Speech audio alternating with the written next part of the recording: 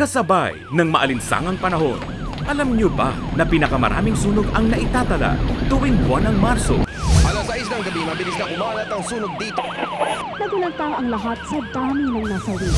Kaya noong Nobyembre, taong 1966, idineklara ni dating Pangulong Ferdinand Marcos ang Marso bilang Fire Prevention Month.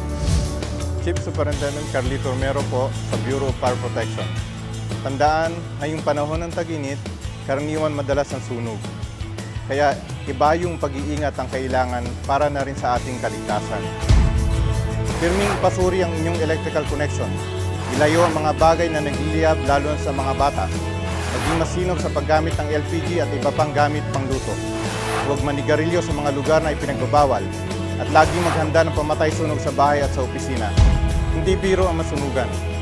Kaya kaibigan, gawin natin lahat para ito ay maiwasan.